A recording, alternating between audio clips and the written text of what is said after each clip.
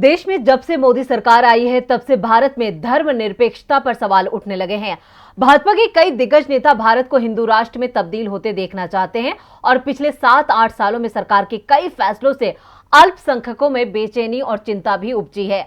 भारत का संविधान सभी धर्मों को बराबरी का दर्जा देता है, लेकिन फिर भी देश में अल्पसंख्यकों के अधिकारों का हनन तेजी से हो रहा है और इस पर अंतर्राष्ट्रीय स्तर पर भी कई बार चिंता जताई जा चुकी है। इन हालात में अब संयुक्त राष्ट्र संघ में इस्लामोफोबिया को लेकर एक ऐसा प्रस्ताव पारित हुआ है जिससे अंतर्राष्ट्रीय स्तर पर एक बार फिर भारत की किरकिरी हो सकती है। क्या है ये प्रस्ताव और क्या है इस पर भारत का रुख, देखते हैं ये रिपोर्ट।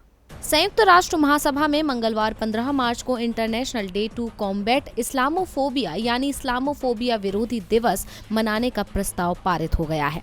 193 सदस्यों वाली संयुक्त राष्ट्र महासभा में पाकिस्तान के राजदूत मुनीर अकरम ने ये प्रस्ताव रखा था कि 15 मार्च को international day to combat Islamophobia यानी इस्लाम के प्रति डर के खिलाफ लड़ाई का अंतर्राष्ट्रीय दिवस के तौर पर मनाया जाए। इस प्रस्ताव पर पाकिस्तान के प्रधानमंत्री इमरान खान ने कहा, इस्लामोफोबिया के बढ़ते माहौल के खिलाफ हमारी आवाज सुनी गई है।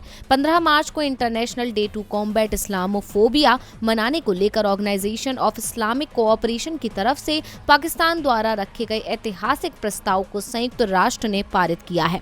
इसके लिए मैं मुस्लिम जगत को बधाई देता हूं। आपको बता दें कि ऑर्गेनाइजेशन ऑफ इस्लामिक कोऑपरेशन के इस प्रस्ताव को अफगानिस्तान, बांग्लादेश, चीन, मिस्र, Indonesia, Iraq, Iran, Jordan, Kazakhstan, Kuwait, Kyrgyzstan, Lebanon, Libya, Malaysia, Maldives, Mali, Pakistan, Qatar, Saudi अरब, तुर्की, तुर्कमेनिस्तान, युगांडा, संयुक्त अरब अमीरात, उज्बेकिस्तान और यमन का समर्थन हासिल था। इस प्रस्ताव के पारित होने से जहां पाकिस्तान गदगद है और इसे इमरान खान की बड़ी जीत के तौर पर देखा जा रहा है, वहीं भारत की इससे बड़ी किरकिरी हुई है। भारत ने इस प्रस्ताव के पारित होने पर चिंता जतलाते हुए कहा कि एक धर्म विशेष को लेकर डर उस स्तर पर पहुंच गया है कि इसके लिए अंतर्राष्ट्रीय दिवस मनाने की स्थिति आ गई है।